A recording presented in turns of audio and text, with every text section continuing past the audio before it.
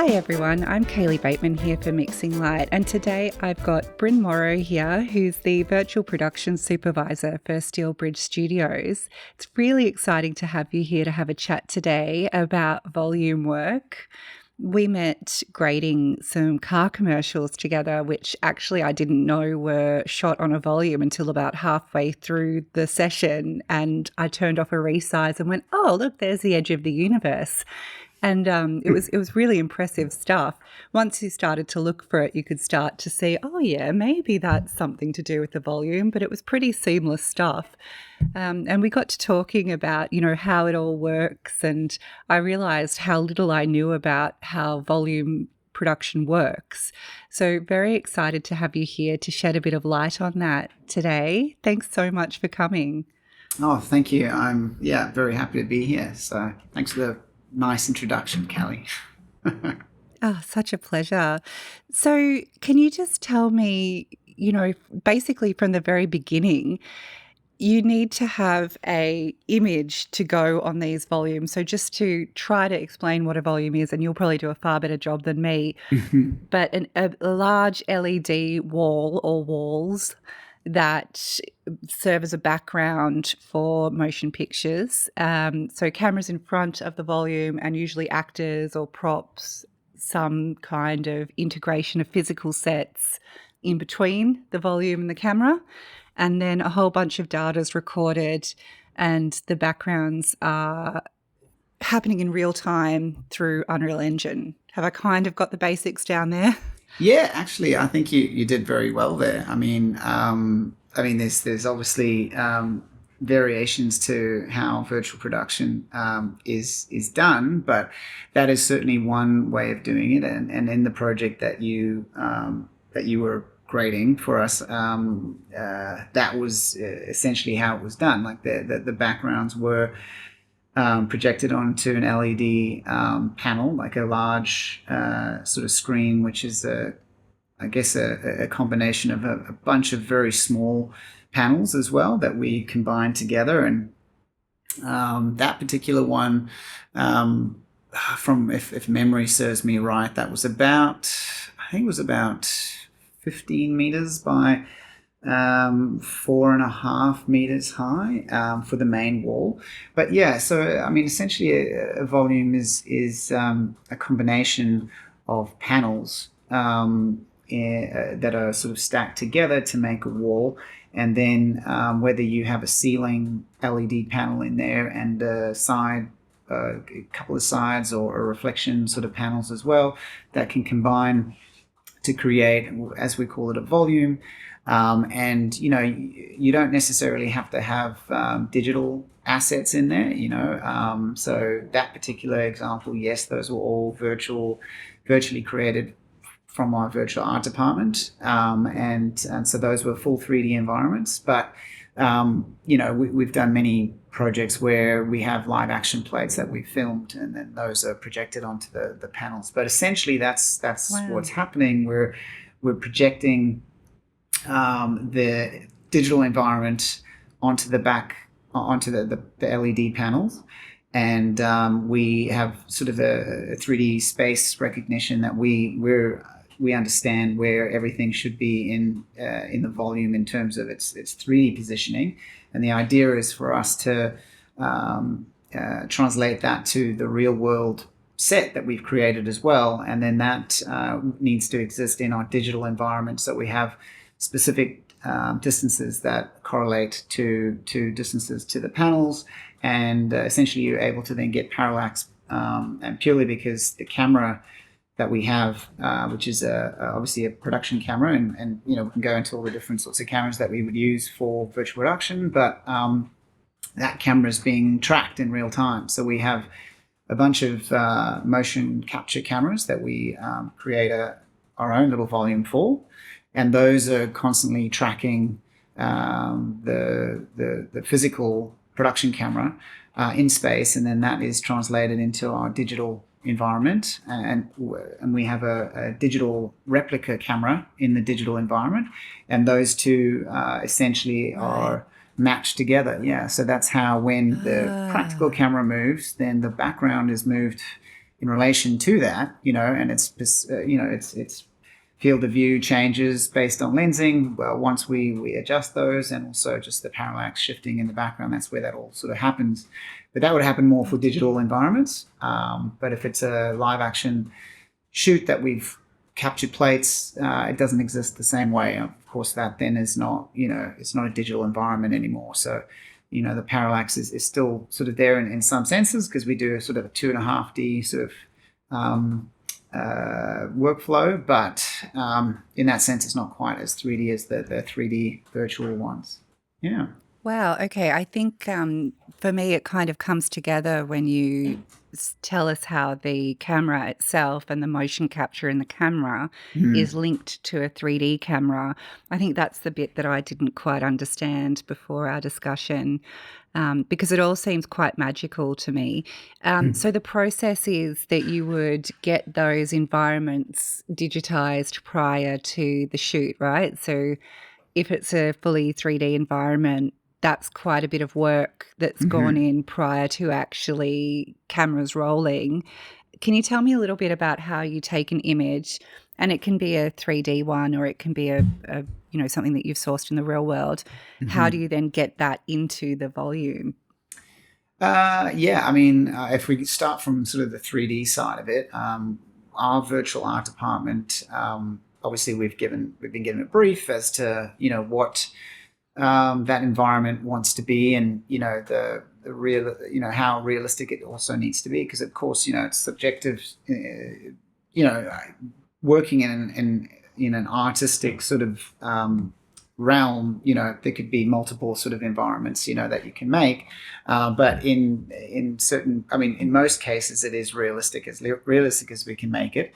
And then of course we're very much create the environments. So we like to Hollywood the environment. So in that sense, we build a full 360 environment, but we do Hollywood it out to a specific field of view, at least for a range of motion for the camera that we're expecting, so that we don't create too huge an environment. Because what does that mean, Hollywood it out? I've never heard that. It's a term, like back in the day.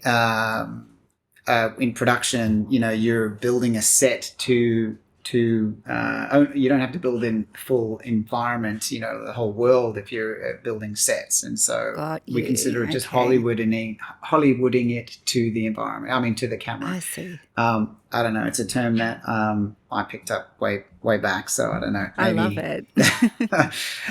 it. So anyway, we ultimately build the environment to the camera's just, like the range of motion that we're expecting it to sort of go along, and we're able to obviously deduce that by doing previs or tech-viz, and also obviously creating boards. And we have we get quite far into our previs prior to projecting it up onto the screen. So we already sort of have a pretty clear idea of how much of the environment's going to be seen during the production. That doesn't mean that we're not giving the director as much opportunity to change the camera as they generally would like, and also the DP for that matter, obviously. But we certainly give them a bit of a constraint, and we've already built it to sort of we're expecting, for instance, we want to see behind us. We're going to be shooting reverses. We're going to be shooting sort of POVs and sort of wide vistas or whatever. And so we'll build it to those constraints. But again, there's many sort of factors with regards to optimization and things like that, which the reason why we don't build everything out is purely because of optimization and being able to run at the required frame rate that we're going to want to roll at. And so again, that would go down the rabbit hole. We could sort of get into that later if you want to. But yeah, sure, I'd love to.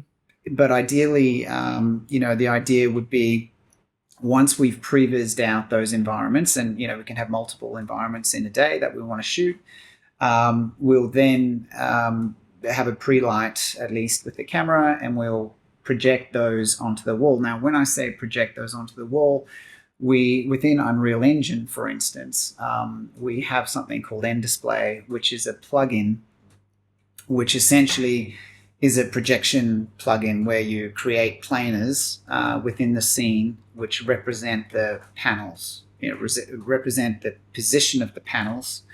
And that end display node essentially is what we call it, that we then have the environment all around, and then with the camera it projects onto a very specific position of where the panels should exist in space. And that's kind of where the trick really lies, in understanding the real distance that things relate to the real world, from the digital to the real world, which is why we tend to LiDAR scan our sets. So we'll go ahead and do a full LiDAR scan of the set environment, whether it's just in a studio, where the panels in position, where they are in position, where our camera is expecting. We create something called a home base, so we know where the camera wants to always be at the beginning of a shoot. And so we then do a LiDAR scan, and from that point we filter that back into Unreal Engine, so we actually have real world scale positioning of everything. And once we've done that, we'll then align our end display node in Unreal to where the panels are, and then where the set exists, and then we can work out distances from practical positioning. Like obviously, for instance, if we had art department bump in some foreground elements or whatever, those elements need to exist in the space digitally as well, because what will end up happening is things will overlap on the screen, and then something on the background is supposed to be in front, etc., etc. And so you need to be very clear about where the opening is and how you align that. And it's all about calculation, real world calculation, and then that needs to be translated into the digital space and vice versa. Is that why it's called the volume? Because it's all about the space, the actual like depth and distance between things? Is that sort of how it gets its name, or is that well, some for me, I think volume because it's a volume of light. So when you have multiple panels, and generally it sort of encompasses you as the environment, and you're creating essentially an exterior environment inside.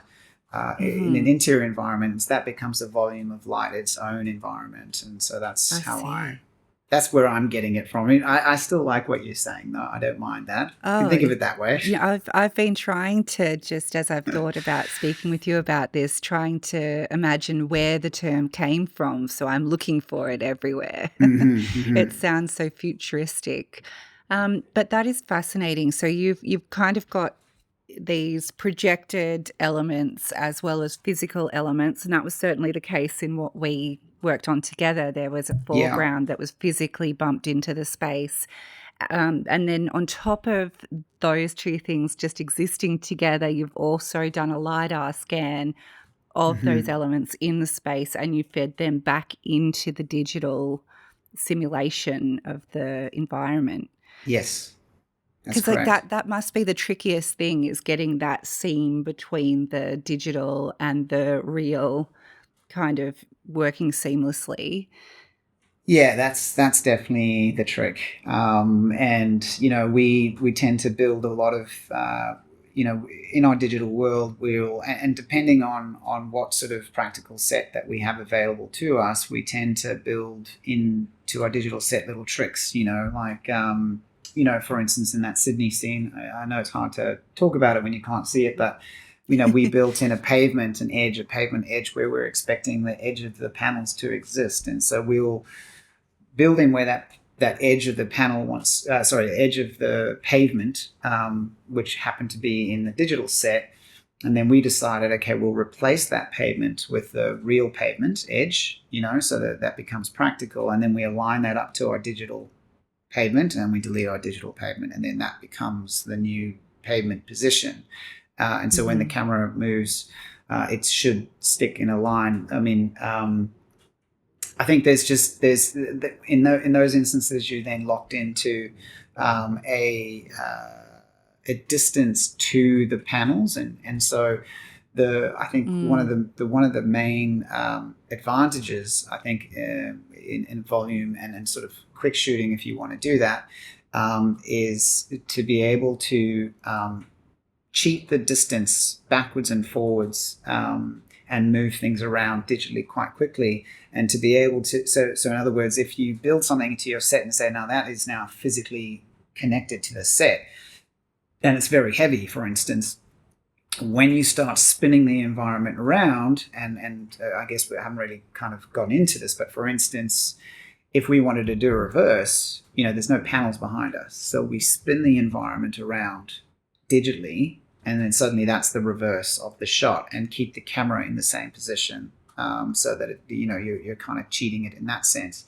But if you've now built a practical floor which wants to connect to your panels, that's incorrect, right? So then that would need to move too. So you'd have to flip that around, or you don't always want to be doing wide shots that need to, obviously align with each other in the cut and things like that. So you just need to be quite, you don't want to build too much infrastructure into your foreground, which doesn't have the ability to move, I guess is what I'm saying. Yeah, unless you have it on a turntable. That's right. Yeah, and a lot of that is the case, and people do tend to do that when it comes to much larger virtual production shoots. Which is a massive advantage, and if there's that sort of budget thrown at it, then I will say yes and put my hand up and say let's do it every single time. Because it just helps out, and helps the production designer out too, and of course, and we also then every time there's new props or anything like that, we try to scan those as quickly as we can, but those are just sort of photogrammetry style scans, not full LiDAR scans, and then we'll try and because we would, like I said, when we spin the environment around, there could be elements that were created as the bump-in practical set. Those then now suddenly exist in the digital world. You'll actually see them through the screens. And if you haven't created those exact props, then they won't be able to be extended out into the digital world. So that's why we also scan and recreate all of those and match them if we can.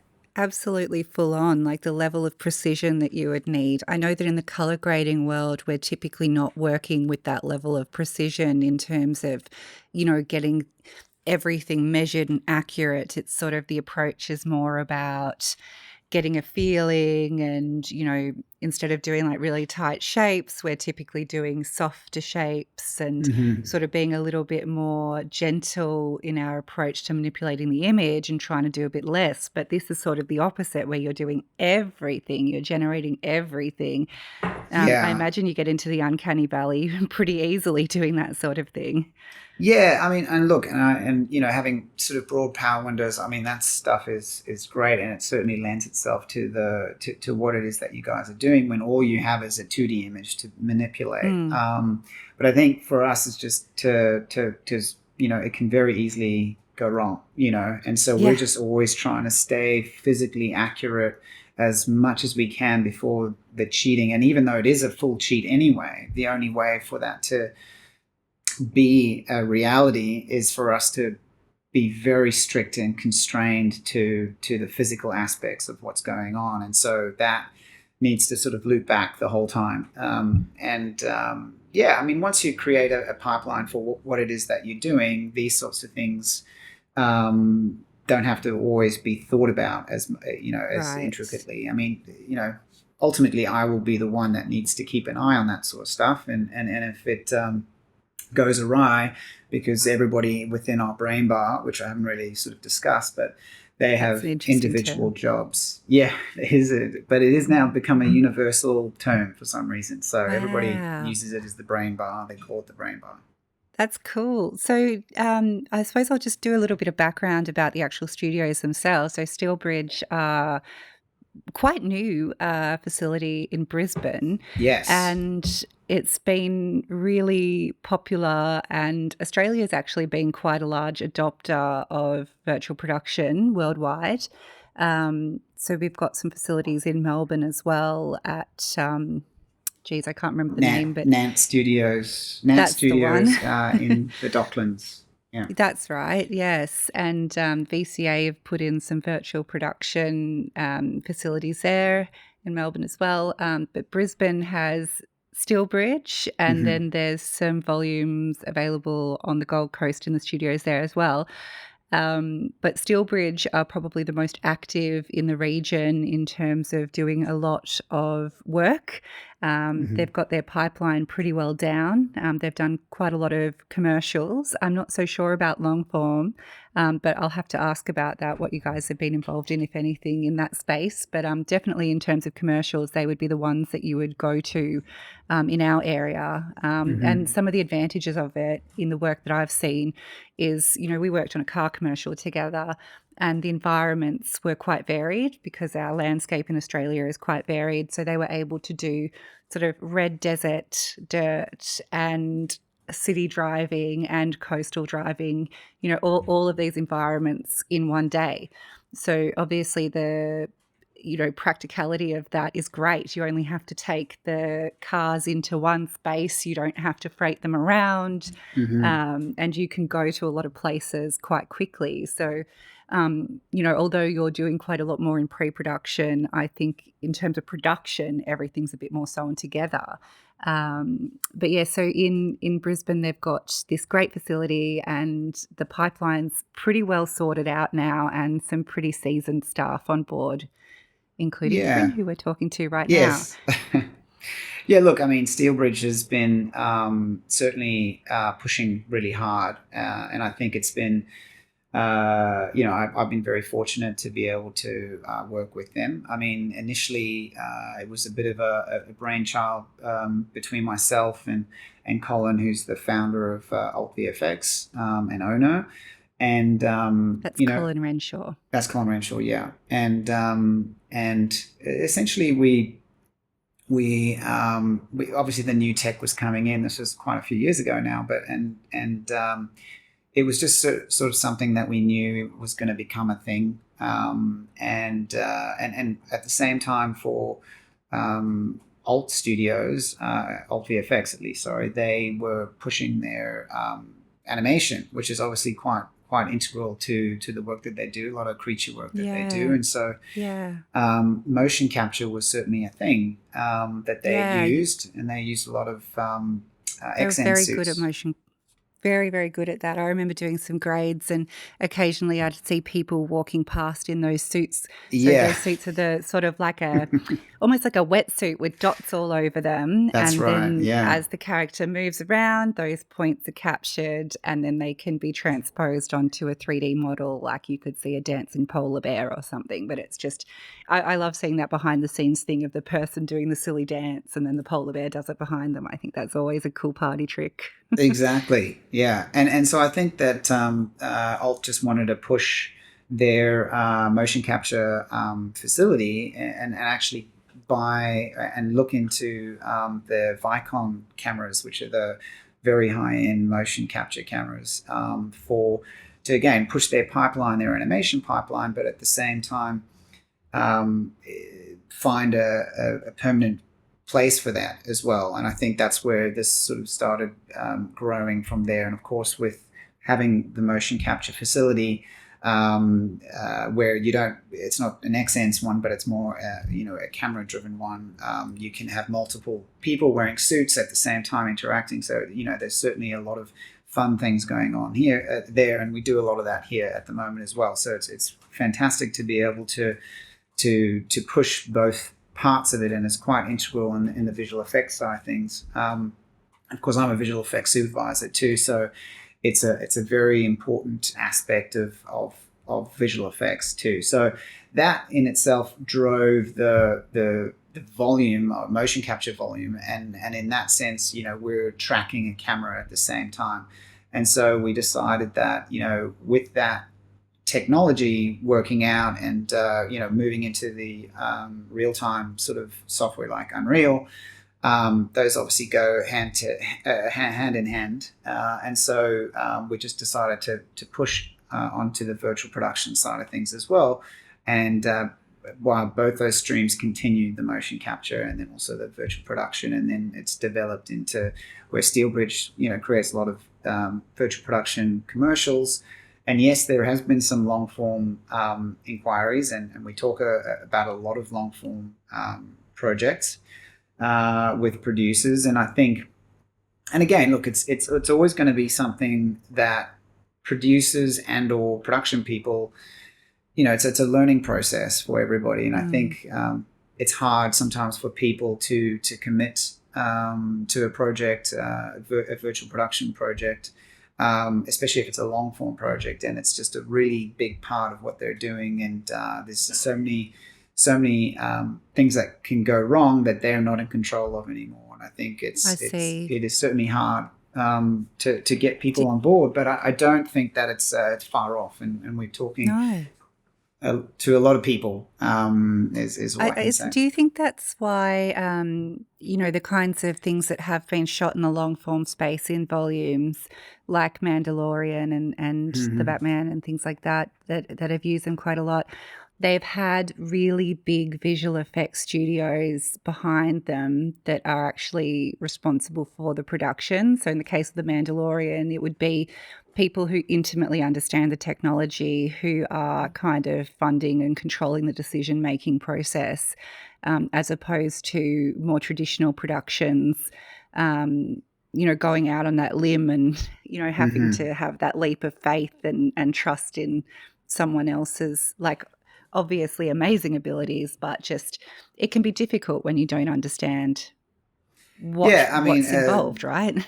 That's very true. And also, and this is certainly something that Colin mentions a lot, and it's very true, is that if you have a post-production facility that's behind a virtual production facility, you have the ability to fall back on sort of visual effects to fix sort of things, and that sort of happens a lot in virtual production. I mean, as much as we're all trying to get 100% in camera out of the virtual production techniques, I mean, it's most probably more like it could be up to 60 to 70. If it's a long form project, the problem is that so many changes can happen further down the pipeline. That it's very hard to make all the decisions at the beginning of the project, and that is essentially what is happening in virtual production. So I think you kind of then look at it as, what percentage are you going to actually get in camera that you're happy with, and it's not going to have changed when you suddenly decide you're changing a character or you're changing a monster or whatever it is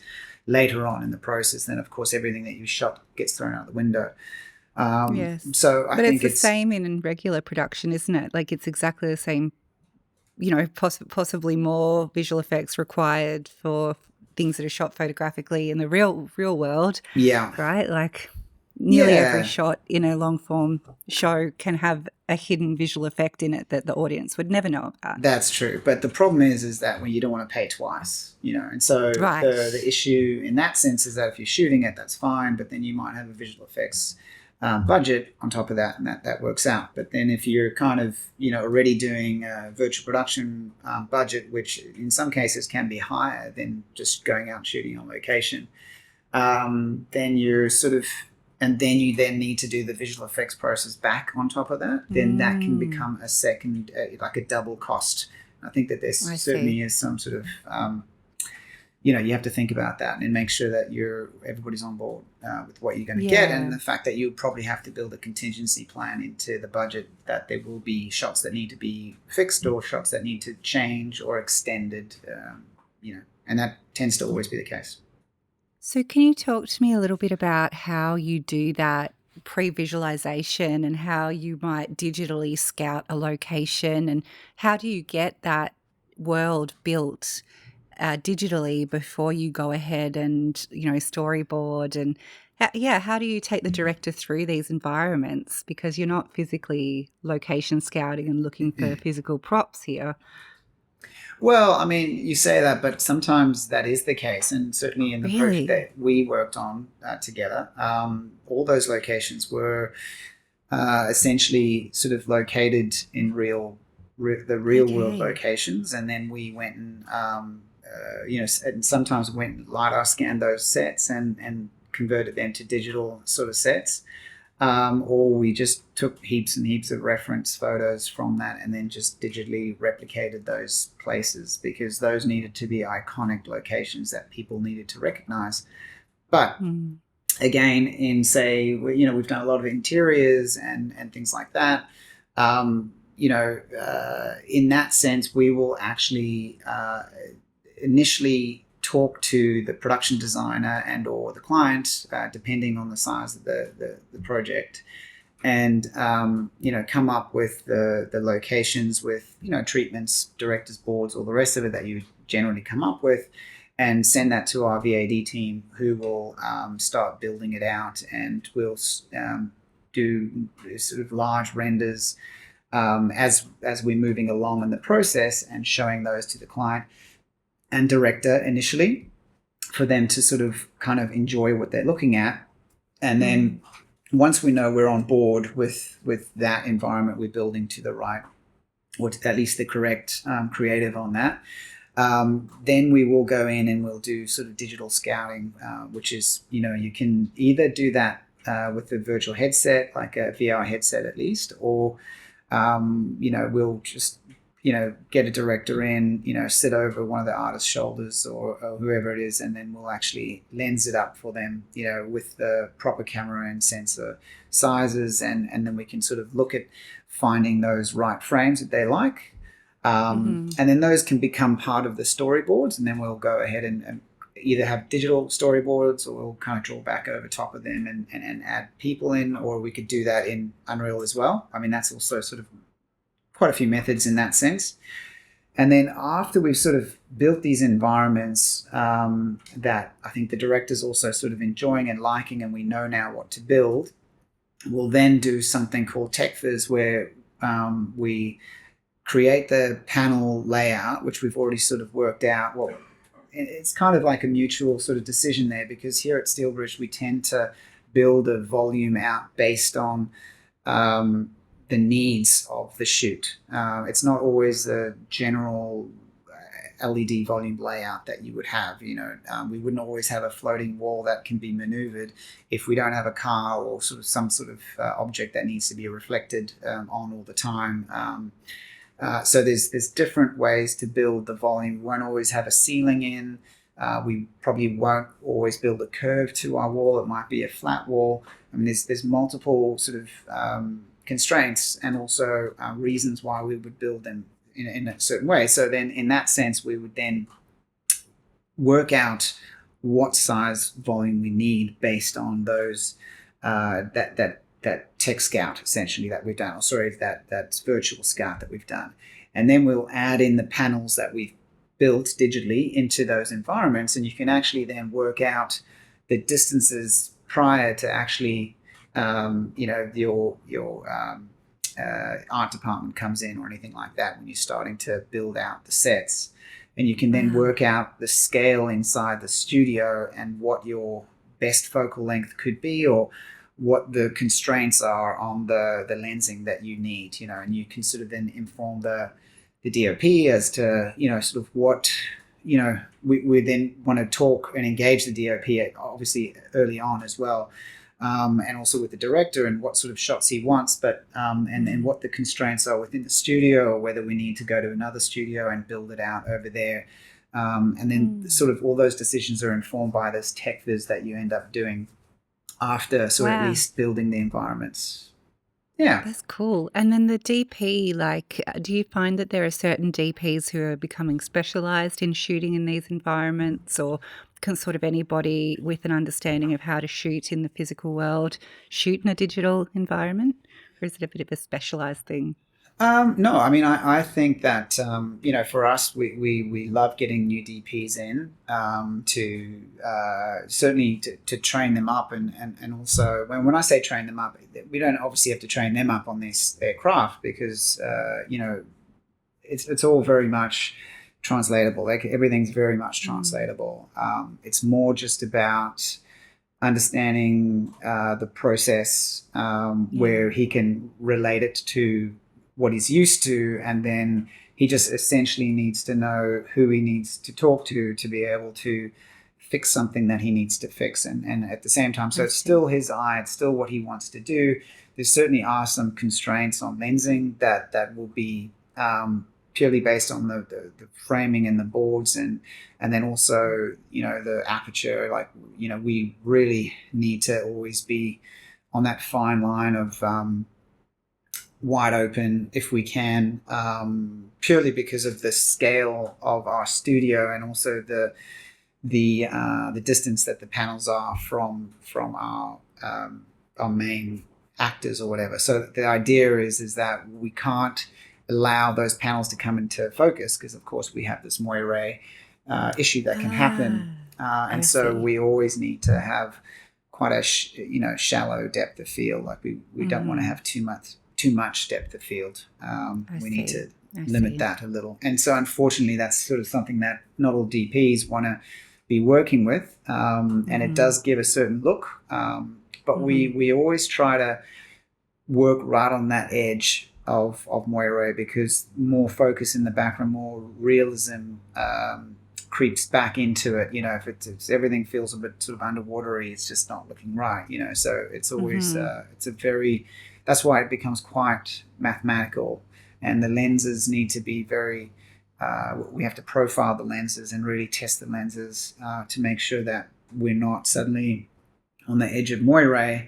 And in that project that you and I worked on, which was super, super crazy, the lenses had a weird pincushion scenario where the outer edges were more in focus than the inner edges, and so it was very strange. And there were these were sort of old school lenses, and we really didn't do our homework on those lenses, and so it kind of essentially meant that we had to push everything further away from the screens even more, which meant that we then were limited by the framing that we wanted to achieve. So so it's not something that I typically think about, is like the amount of focus across the lens. Usually you're thinking about depth of field and your f-stop and all of that and how much light you've got in the scene. But yeah, I mean, I suppose when you're really on the edge there, if it's a bit sharper in one area of the lens and a bit softer in the other, you don't want that sharp part of the lens to start to see the actual LED points, right? Because that's what right. creates the moire pattern, is that you've got these, grid essentially of points that will strobe. Exactly. Yeah. And that's, I mean, that's sort of we're always working to make sure we don't see that. Yeah. Wow, there's so many considerations there. And on top of that, you're actually creating either a 3D or a 2.5D environment. And I take it that there's actually quite a bit of like color pipeline that has to happen between the start and the end of that, because you're actually projecting an image that is quite final at that point. That's right. So I mean, how do you how do you design the pipe there to get the colors accurate? Well, I mean, for us, the most important thing is to make sure that anything on the screen just looks realistic, and natural. So if you're looking at the screen with your eye, it needs to sort of feel real as well. And I know it sounds sort of, you'd think that's what you would expect, but the problem is that when you're creating digital environments, you can very easily get illegal colors, as we like to call them, which are not really real life kind of colors. And that all is dependent on the renderer if you're doing digital content. And that can be kind of quite tricky. So we do employ an ACES pipeline, and for us, we've got an OCIO library which we output from Unreal, an ACES color, and whether we then reproject that out onto the panels as an ACES profile, and then that gets converted with a lookup on the processor before it hits the panel. That's sort of something that we sometimes shift between, whether we actually do the conversion in Unreal and then onto the screen. But the thing is that obviously the panels are all slightly different in some instances, like as in different brands have got like different color with different looks, and the problem with the LEDs is that they, of course it's an RGB light, essentially, each one of those little pixels on there, and you can get something called color shift very easily at certain angles that you look at a panel. And you get these kind of weird magenta reds, or you get the greens if you're looking at opposite angles. And so that's kind of got multiple issues with that. Is that how it translates onto skin tones as well? That can be a real problem. If you start sort of shifting color, overall color, for instance, on a panel, and what that actually does to skin tone is it's quite remarkable, actually. In some instances, you just sort of hope that it just works. Everybody's skin tones are slightly different, and the LED panels can really just warm it up, or just make things look red. Some skins just goes red under panels, and it's very, very tricky. And some skin tones just do not. Some just look fine, And so you have to. It's quite a tricky sort of science to get that right. So our main aim is to make sure everything's sort of linear as it comes out of Unreal and into the processor. So we want to try and make sure that there's not too much done. Like, we don't want to do much color management prior to it going to the Brompton processors, which is the processes that we use to drive a signal to the panels. And on the Brompton processor, there is quite a bit of color management that we tend to adjust and use to help merge merge the foreground, like the practical, and the background together. And then, of course, you really only want the camera to be driving the color after that fact, with its color temperature, and then the lights that then change accordingly. So, just like all lights, panels can be warmed up and cooled down. And most LEDs run quite cool. They're very sort of like, as a default, they're quite a cool sort of temperature. So you can warm them up to try and balance it out. But in doing so, it's very easy to break things. And so that's why, like I said, we just try and make sure that everything coming out of Unreal is very linear. And so, like, again, we transcode everything that, as in textures and or footage that we're using, into the ACES color workflow. And then we will then convert it out onto the panels through the Brompton. So it's kind of, and then we could, possibly look at it in any other lookup after that, but we just want to have it as much color gamut as we can have, and make sure that those panels are working correctly. And so, sorry, you go. Oh, I was just going to ask it. So about that linear signal, I mean, my understanding of the usefulness of linear for visual effects is that you can do more realistic things, because that's the way that light kind of functions in the real world, is that it does work like linear, not like logarithmic curves. You don't end up with those soft roll-offs that we then put on once we're starting to work in the log space afterwards. Is that why the linear pipe works so well for this, or is it just because it's such a robust pipeline for visual effects working in ACES and OCIO? Well, I mean, I think just obviously keeping it linear just allows us not to add any sort of lookups on top, so that you can kind of keep the color information there for as long as possible, and then try and only convert it later down the pipe. And again, like you said, if we have some sort of roll off that's happening prior to it hitting the panels, then it's very hard to invert that, the other way around. So keeping the signal as linear as possible all the way through. In terms of what you were saying, in digitally, it makes total sense that we like to linearize everything, so that when our final lookup happens in the renderer, we actually then convert it so we can look at it. Essentially, we'll look at it in Rec 7 or Rec 2020 or whatever it is that we tend to look at it in, but we will still be working linearly the whole way through. And it's also because of the renderers that we use. So our renderers, the way that they actually render, whether you're using it depends on if it's a unbiased renderer, which means essentially it just shoots out light rays just like you would have in reality, with photons.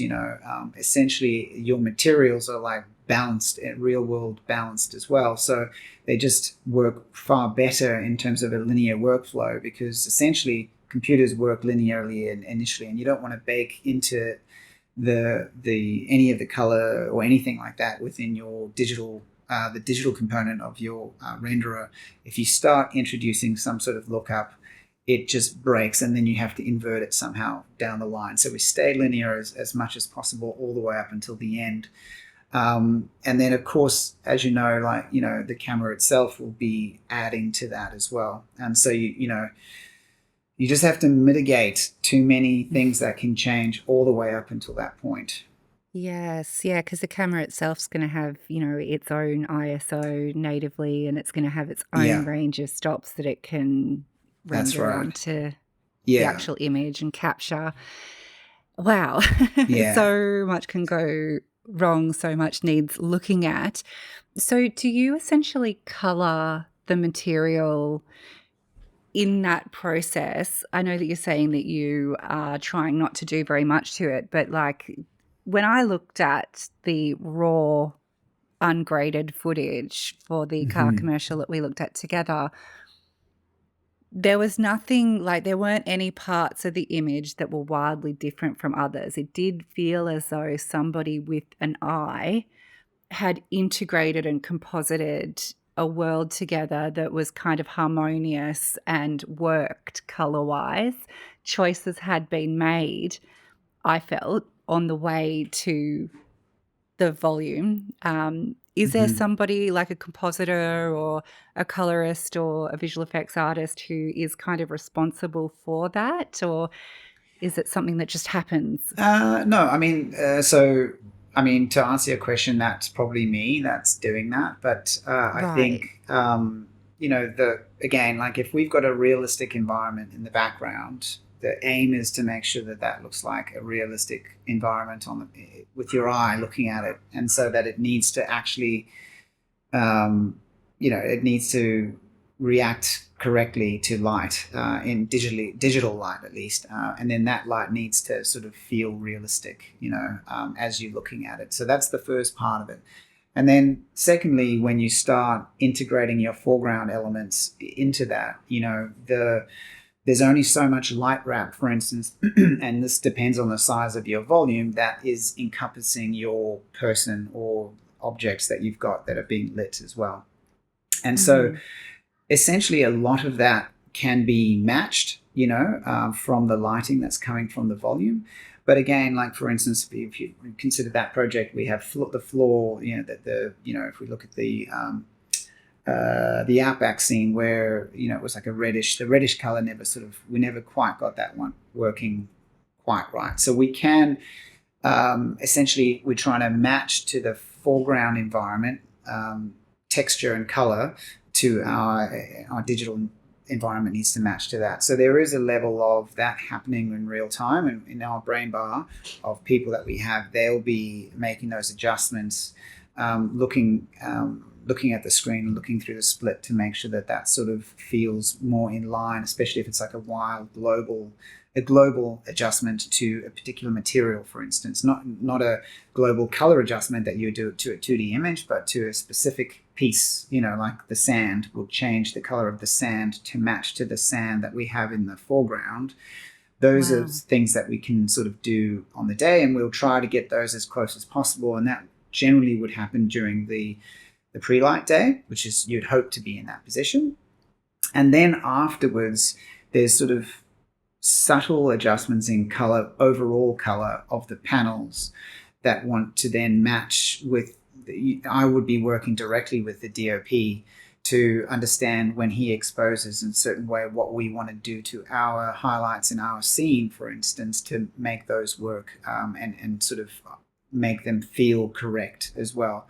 And then we have something else which is called, it's ICVFX, which is in-camera visual effects, but essentially it's a new projection, kind of like power windows that you can add to the background panel, and you can Mm. actually isolate areas, so draw mats around certain areas and grade those independently to try and fix that scene where you might see the integration of the foreground elements hitting the panel at the background, and so that those can be graded independently.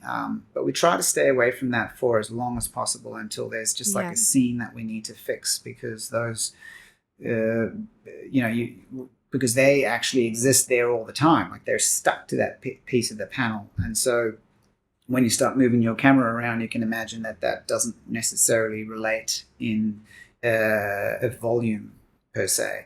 And so like as in like volume tracking. So it might then stay in a position and just not be in the right position after that. So I see. We try to avoid that if we can, but sometimes you have to actually use that.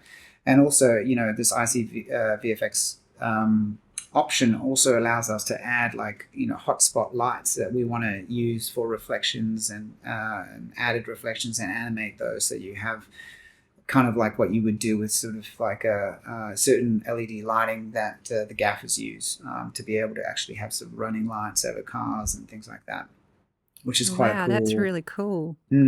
Yeah, that's fun. That's really cool. I mean, it does seem like there's an opportunity there for a colorist on set to be part of that process. And I know that visual effects artists and compositors are extremely good colorists, because that's sort of essentially what a compositor does, is matching elements and making them integrate seamlessly. Can you tell me about the brain bar and who's on that and what's happening there? Yeah, I mean, before I do that, I mean, you're 100% right. And, having like a colorist eye is probably, would be amazing to have. And I think that, the DITs after it's coming out of the camera, I think is a better place for that currently, the way I see it. And that's purely because, we want the foreground to stay married to it. I think what ends up and can end up happening is that if the background panel is being color adjusted to match to what initially is being seen, the problem with that is that the balancing of reality can kind of really shift, in that sense. So when our background becomes sort of separated, I mean, yeah, there could be very easy adjustments that we can make, but when you start making adjustments before it hits the panels, you're then in this world of changing the environment to match prior to doing it after the fact, when you have your integrated environment in there. So it's just been hard to then work out why certain things aren't working. If we have a grade that's happening prior to that, it then going, we've tried this, and then it going into the Brompton and then getting projected up on. And so when something is not working, it can't all be fixed in grade before it goes through, because some things, like I said, for instance, we need to adjust the ground color, for instance, specifically on a material, like a 3D material, for that to work, or we need to adjust the position, the sun position, and what that then ends up changing in the environment by just changing lights on everything, and how then the grade fights against that opposite, because we need to be quite fluid, essentially. But I think just maybe before, that would be okay. But like, there's so many shots that we're doing that sort of have to happen. I mean, I think there's certainly, heel and toe and levels that need to, mids that need to be moved around every sort of shot, and that would be amazing, almost like a one light feel. That would be great, for that to sort of happen. And that is sort of something that is happening every time just before we roll. But a DIT approach after the fact, where we have the foreground in, would just be amazing, and if that was sort of set with the director and the DOP to have a look at, or some more of the DOP, I suppose at that point, I think that would be, amazing, because what that does is gives the client even more, happiness when they see that and go, this is perfect, it's great, this is exactly what we want. And then we're sort of designing a look, and automatically on the day, and then suddenly, just like you'd normally have in a long form project, it just becomes perfect, in that, I say perfect, but you know what I mean. Then the client's just even more into it, and then they feel like, and they just feel like a weight is lifted off them, because sometimes it might not feel exactly like, or they're not used to that process, and it just, sets them at ease a little bit more. That's really interesting. So Yeah. in terms of the skills that you think that colorist who could be part of the virtual production pipeline, they would be more of a DIT to you than somebody who is skilled in Unreal.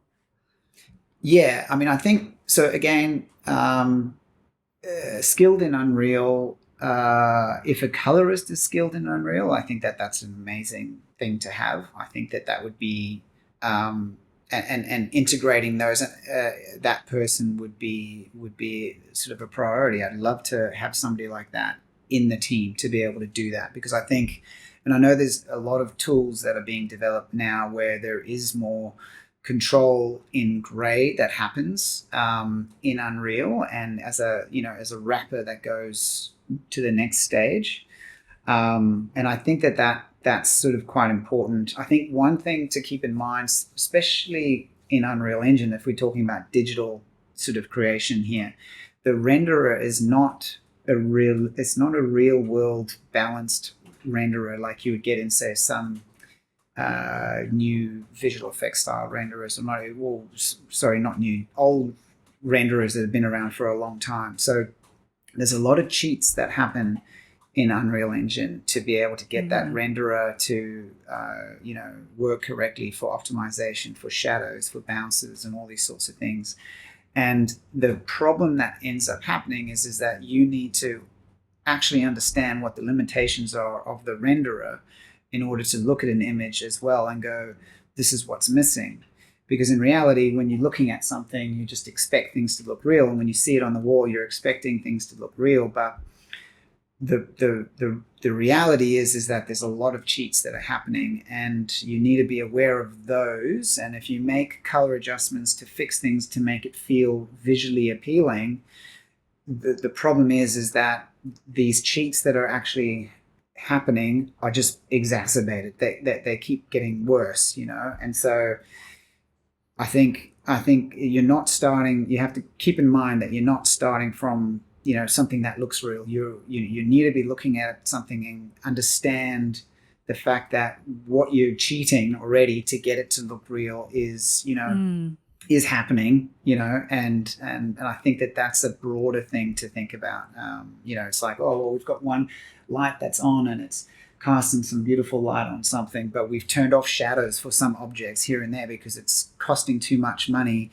Too much in processor, and it can't render correctly on the wall because it's starting to get steppy. And so then we go, oh, well, there's a shadow missing over there. We've done that on purpose so that we can actually render it out in real time.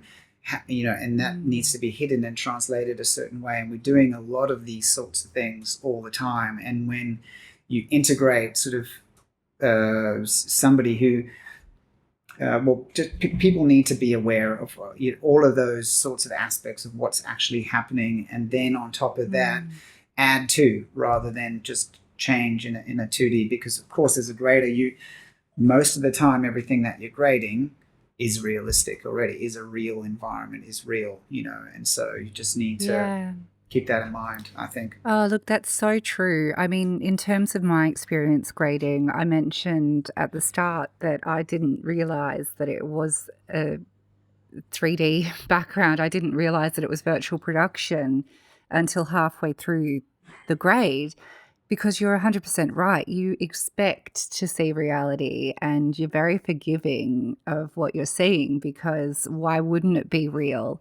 But then once you start looking, you start to see things. And I'm not saying that there was anything glaring or major, but I just started, okay, so this is constructed. I would like to see some evidence of that. So I start looking around, and then I find little things, and then, you start to get in there surgically and shape and reduce anything that might not look real. And the goal is always realism, as opposed to some kind of stylized treatment, or just like you say, just changing. Sometimes, as a colorist, you go, well, we don't want it to look like the offline did, so we better do something.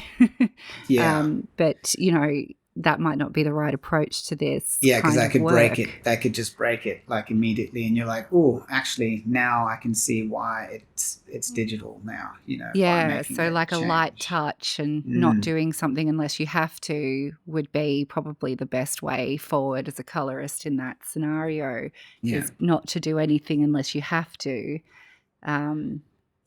But again, Because don't get me ideally you wrong, don't you want to put guys add, stress. there's massive add too. So I'm not saying, I'm not Sure, saying but that at all. we can always do the grade afterwards. I'm saying what do you do during the Yeah, production? yeah, How do you add exactly. to that process? Because you can always grade it afterwards. And I think there's like, every time I've ever graded something that has been virtually produced, whether it's virtual production or a 3D animation or something, it always adds to it because it gives it something cinematic and it gives it something filmic that it just needs to give it coherence and to make it feel correct to be part of our screen language. But it's slightly different to the job of creating the thing to begin with. It's 2D. It's just a different approach, right? Yeah, Vignettes and exposure and, tones in different parts of the curve and, generating that graceful curve. You're just thinking about a whole different bunch of considerations as a colorist. exactly. Yeah. So what happens in the brain bar? Well, we've got a operations controller, I guess is what we call him, head of operations, Johnny, and he's sort of so I guess sorry to start from the beginning. I think Unreal has a multi-user approach where you have one scene that is the environment, for instance, and then you have a server that's sort of hosting that environment essentially, and then you have these multiple machines that are all connected to that environment or that scene, and those multi-users then can be identified as separate machines that exist working on the same scene at the same time. So it's kind of slightly different to how we would do visual effects projects in that sense, because things, when something changes on a scene, it changes, and then you have to publish that change down the line. So in this instance, you kind of have a bunch of collaborators working on one scene at the same time. And that's part of Unreal Engine's architecture, and it's something that's sort of a game-driven architecture, but it works really, really well in this instance. So we have someone who's head of operations, and he or she would be integral in hosting this scene, and as the server, it would also be where all of our other sort of peripherals attached to. So like, for instance, the motion capture Vicon system that then is plugged into its own suite, and that has another computer running that, and then that is then streamed into Unreal. So that gives us the real world position of the camera. So then again, in the scene, the operations manager would then have this virtual camera that we sort of liken to the real world camera. And that has the crown that, I don't know if you've seen it, but obviously it's a little, crown that exists on the top of the camera. It has the little dots on top. And when that moves, the Vicon system is sort of plugged into Unreal and streamed into Unreal, and it tells it where that position is in space. And then Unreal, in that Unreal scene, we can move that camera around in the scene to reposition where we want it to be existing. So then those are sort of two roles there at that point. So you've got the Vicon operator, and who's also like looking at the cameras because they overheat over time. We've got things in the scene that are occluding, that are in front of those cameras that can cause the tracking to mismatch. There's quite a few things to keep in mind over there. And so the tracking of the camera is super, super important. And so that Vicon system, we're constantly, it's harsh because, certainly for the gaffer and the grips, where they want to put up flags and they want to put up, big bounce lights, or they want to put a bunch of stuff up to also help with the scene. When those get in the way of the Vicon cameras so we have to work together to make sure that doesn't become an issue. So anyway, so we have the Vicon controller as well, and they operate independently, and then that plugs into the main scene with the operations manager running that. And then we have two other, generally it depends on the size of the project, but then we have two other positions there where we have the head of the virtual art department, so the VAD supervisor. And then anytime there's an update to the scene, which or at least to objects and color and things like that we just talked about, by updating the sand or updating the plants and repositioning plants here and there, and we want to maybe say, let's move an object in the scene quite quickly, that'll be taken care of by the VAD supervisor, who then like repositions all of those. And then we'll have an extra person that would be essentially working independently in another environment, and then that might be publishing new objects into the scene, like brand new assets. Wow. That would then be published into the VAD supervisor's scene, and then he would make a decision on when that gets published before we change the setup. But of course, you can imagine that when you've started shooting something and then you add something new to it, and it can affect everything, affect the optimization, the speed, the lighting, absolutely everything. So we have to be very careful about that sort of stuff. But generally, that's sort of the brain bar and those guys. And then I would be in direct contact with the operations manager in general, and also probably the VAD supervisor. And then especially if we do lens changes or we make any sort of changes like that, or if the motion capture volume is not capturing correctly, all these sorts of things, then I would then translate all of that information back to the first AD and or the DOP and director, so that we can be sure that before we do a take, we've got that take, that take is sort of working, and so there's a few steps that we need to make sure that we're locked and ready to go before we can actually roll on something as well. Oh, cool. Yeah. Wow. That's a pretty big team without even thinking about the productions team. Yeah. Well, I mean, digitally, yes, you're right. It is a biggish team. I mean, also we record every single camera as well. So every single camera that we're sort of filming, we do an internal recording of the 3D positioning of that in case we need to re-render things later on down the line. And that needs to be time coded. Right. We need to have things gen locked, so that the frame rate is running optimally with our motion capture cameras, with our actual production camera, and also that the screens are all locked together at the same time. So we have quite a few things that can go wrong, and people that are in place to keep an eye on those particulars. Oh, wow. I've got a couple more questions for you. I know I've kind of taken up already an hour of your time, which I'm very grateful for. 11:08, okay.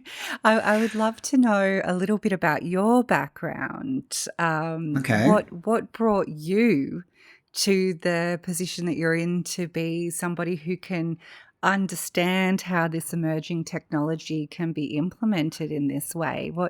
What's your history? My history. Okay. Well, I was a painter, a traditional animation artist. Then I went to digital sculpting, or traditional sculpting first, then digital sculpting. Became a character artist way back, studied at the Vancouver Film School quite a long time ago now. And then was in sort of pre-rendered game cinematics back then, doing characters and sort of lighting and texture work. And then moved into the film side of things, and then became more of a lighter, so a 3D lighter and lighting scenes for visual effects integration into live action plates. And then continued doing that for a little while and became a CG supervisor. So I ran the floor of the 3D artists and implemented new techniques. Back in the day, I was into fur and feathers and hair and all these sorts of things, and there weren't pipelines in place in those days to be able to roll those out. There weren't like plugins to make those work, so we had to use multiple bits of software to make them work. And then I transitioned from that role as a CG supervisor. And then I was just more into practical filming as well. So I went to afters and studied cinematography, and I was already sort of a visual effects supervisor at that stage as well. Then I went to afters and studied cinematography in Sydney, and was working on film. We still work with film back then, which was great. And then transitioned to digital cameras, like the Red One, and sort of early days with sort of digital cameras back then. And then sort of pushed cinematography for a little bit, went to a few different studios. It's like a combination cinematographer and heading up their 3D departments as well.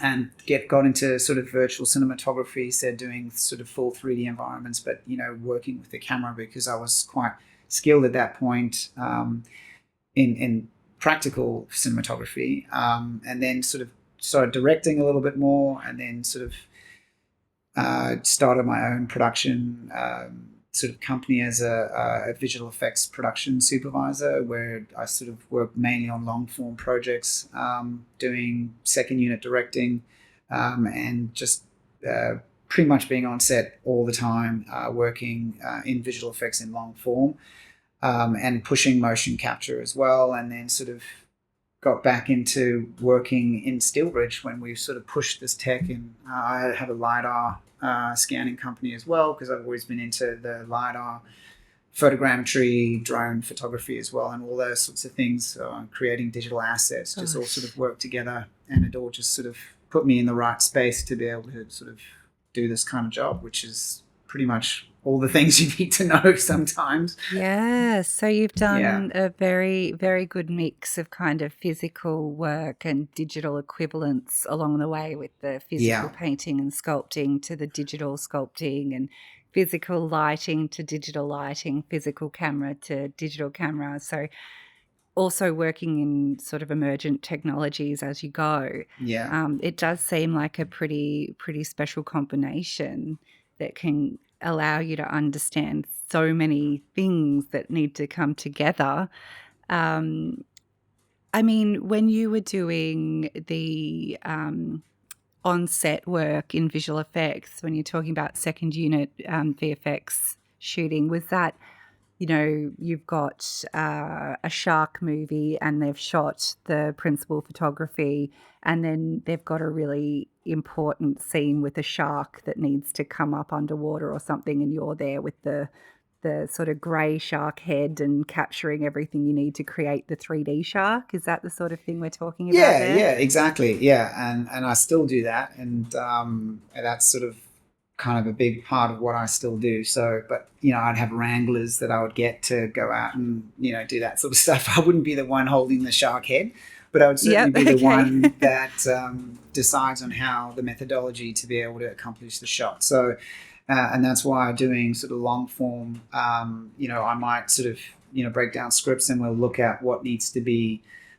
visual effects, traditional visual effects, and integration in that sense, and then also what may require virtual production. And so I'm sort of in a good position to also sort of break down scripts and look at them, because there's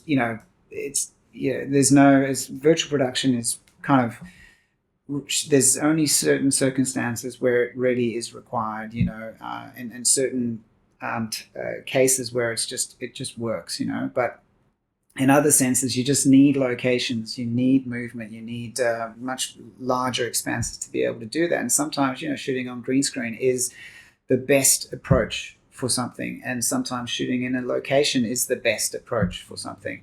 And so, there's quite a few reasons why you would and wouldn't want to do that. And so that's sort of what I'm still doing. So I'd be, I work with big studios as well, and we'll talk about whether VP is an option.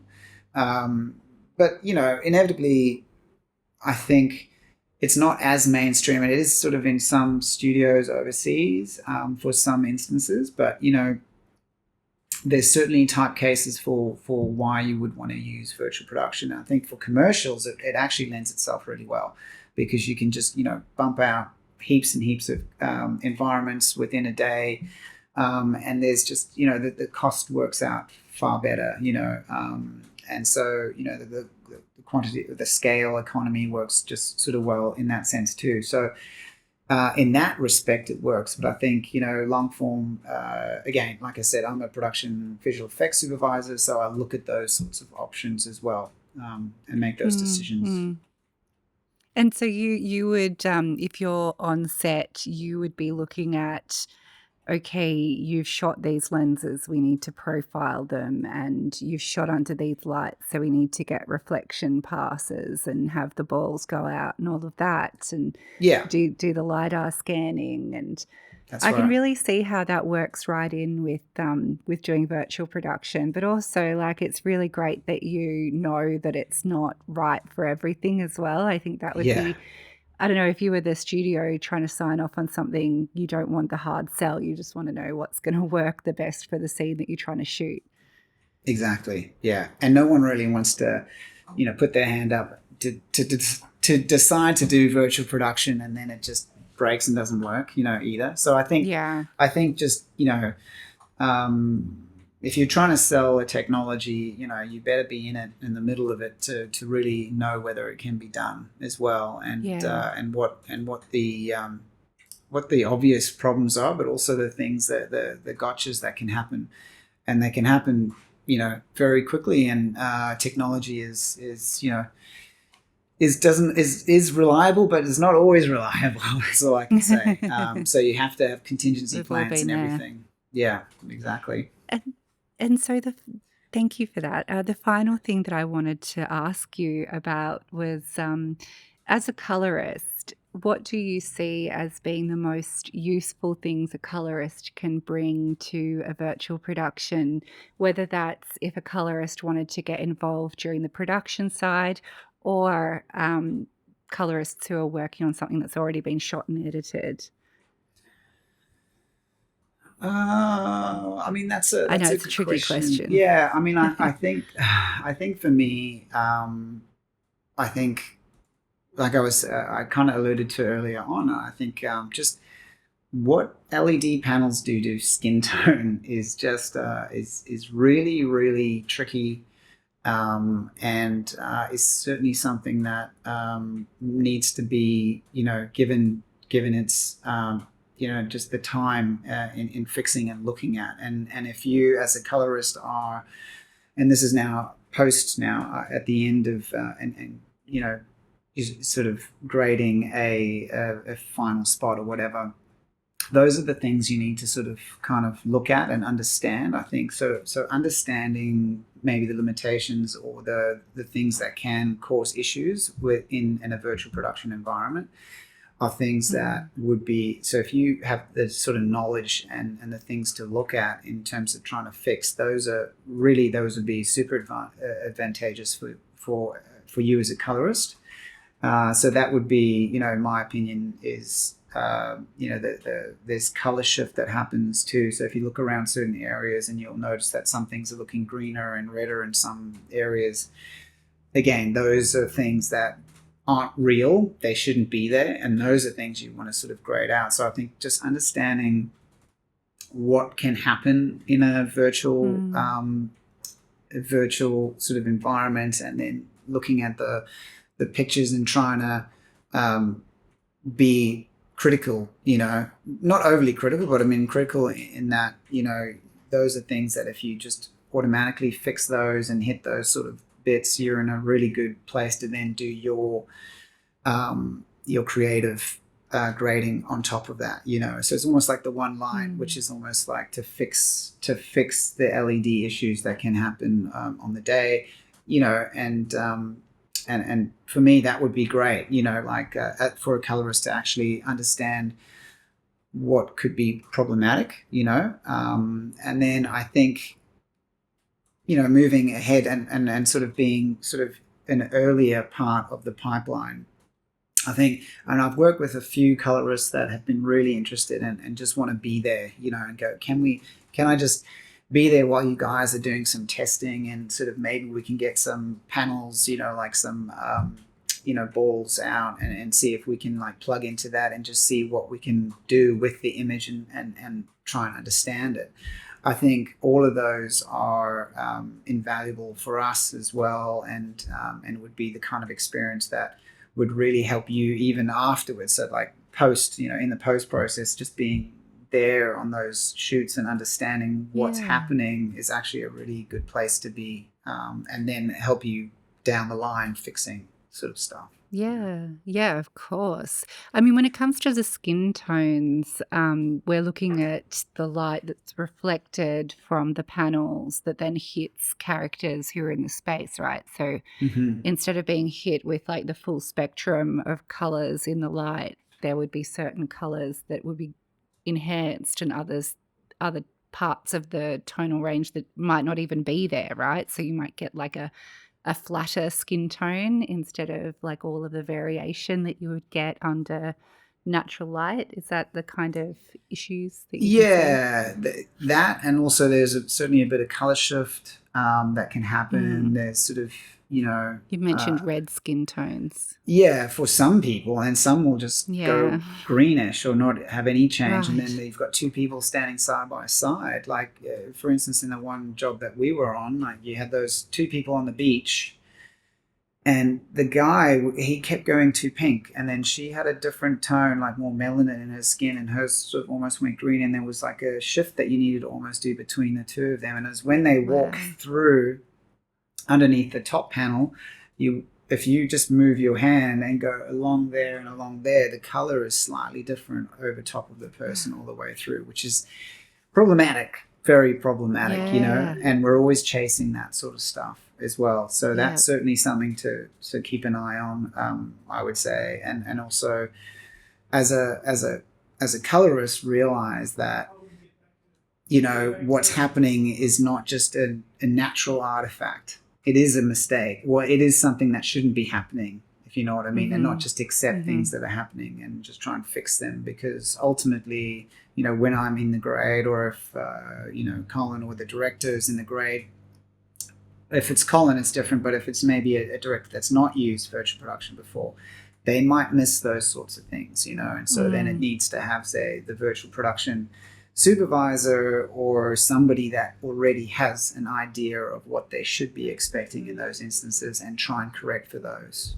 And I think that's important. So it's just being aware that things aren't natural to begin with. I suppose, I'm thinking back to a story that a friend of mine told about checking renders for quite a large 3D film that was very popular, and saying that the hardest thing about checking those renders was knowing that if a character had been removed for a scene, their matte might still be in there.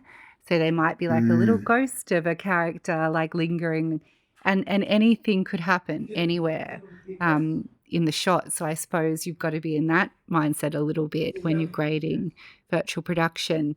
If somebody moves through light normally, as a colorist, I would say, well, they're moving from, daylight into tungsten. We want to see those, because obviously that's been done on purpose.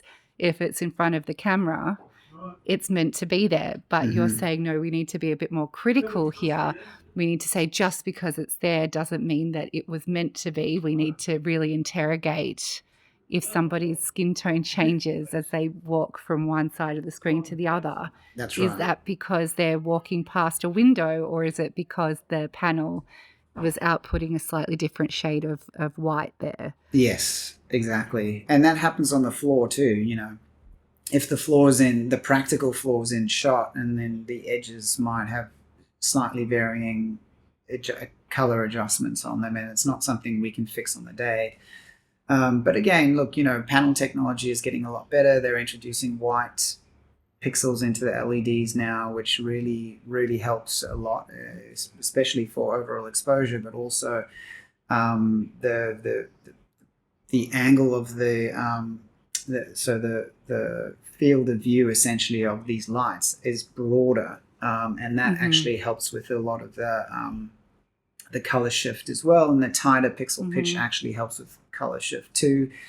but then you run into sort of issues with brightness levels. So, I mean, the panel technology is getting a lot better, and so that does help with that. But I would always be on the side of trying to keep an eye on that. And also, the panels themselves. I mean, there's a lot of light pollution that can exist and hit the panels. And so you have you have this coating on the lights on the LEDs, and the better the coating, and they've really improved their technology in the coating. The better the coating, the less light pollution from practical sources or even from other panels that you've got in the scene are not lighting the panels themselves, that it's then losing contrast. And when you start losing the contrast in your panels, the blacks are getting lifted up even more. And obviously the idea is to retain the blacks as black as possible. And then when you get that light pollution on there, or you can get shadows, like we've added a practical light in the shot. And it actually then starts showing off the edges of the panels, because of the reflected quality of the panels themselves, the physical kind of panel. So those are the things that you can actually end up seeing in the screen, but not really realize it. So you just also need to be aware of those sorts of things and look at them and go, oh, actually the blacks are just looking a little too milky here for some reason. They weren't like that in this particular shot just before. And it could have been that we added a practical light in that instance. And that is also something to keep an eye out for. Yeah, I suppose the colorist then can ask as well, because you do have so many elements that can be separated.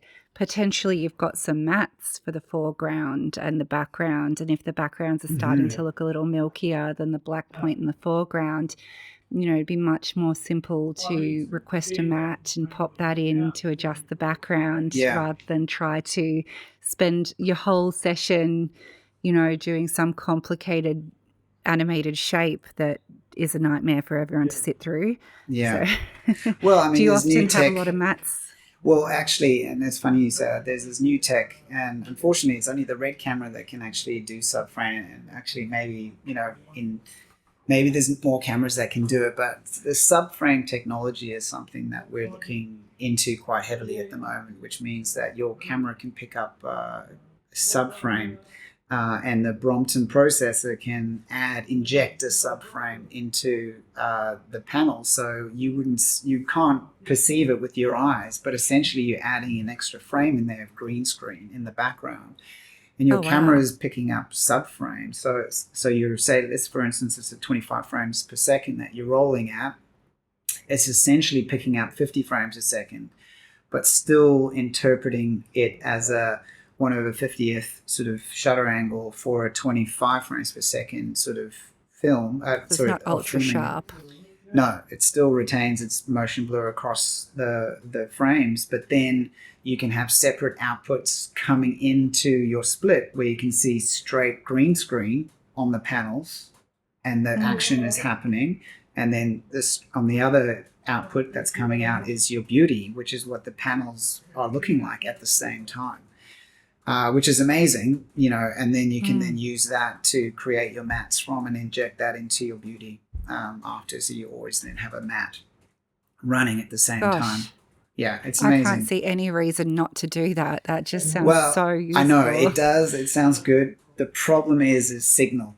And so, we wouldn't have to do it from Unreal. So we're spitting out 25 frames per second, which is fine, or we'd probably go to 50 and then we just roll at 25. But then when you inject an extra frame, you're actually adding, so we've got to say a 4K image that's being projected onto the screen. You're then running it at 50 hertz or 50 frames a second on there. So you need to have that much more signal going through the panels. And so you have these Brompton processors can only output a signal of 4K across these panels, and then it's all about math to work out, what the signal ratio is through, and you want backup, and you want, so it's the power ratio as well. So we have the ability to have 50 frames per second on 4K, which is good. But if you were trying to shoot at a different frame rate and then it goes up over a certain frame rate, then the panels aren't able to run that way. So you then need another processor, which is fine. It just implicates the cost goes up every time you have more of these processors, which are very expensive pieces of kit. So nothing comes for free in terms of options. Nothing comes for free. Exactly. Yeah. Yeah. So yeah, that's super interesting. Well, as useful as it would be, perhaps it can still be somebody's job to clip around those elements in Roto.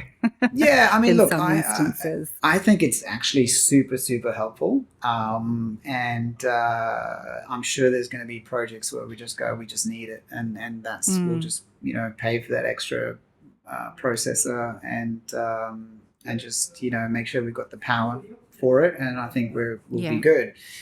Don't take down Brisbane's grid. Well, we've got at Steelbridge here, we've just had like another. We've got like 3 32 phase power outs or ins or whatever. So we've really bumped it up a little bit more. So for a small studio, also a good place. Yeah, exactly. Also a good place to go and charge your Tesla if you need to. Well, yeah, let's not tell too many people. None of us are driving Teslas out here. We should do that. It's a great idea. We'll take that on. Be a very quick charge. Yeah. Look, thank you so much, Bryn, for your time. You're welcome. Really appreciate it. I think it's a very complicated bit of subject matter, and I'm sure we've only just scratched the surface on understanding how it all works, but definitely know a lot more now having spoken to you about it than I did beforehand, because it's a totally foreign, different universe to me. So I can't thank you enough for explaining some of these concepts, and I really look forward to seeing how people can integrate the world of colour grading a little bit more into virtual production as the technology begins to become more mainstream and more widely adopted. Yeah, well, it was a pleasure chatting to you, Kalie. So it was good, and I'm glad. I mean, like I said. The more people that are on board, especially, colorists as well, I think it will just make the final result so much better. And I think that's what we should all be striving for. So happy with that for sure. Absolutely. Well, thank you so much for Mixing Light. This was Kalie Bateman. See you next time. See ya.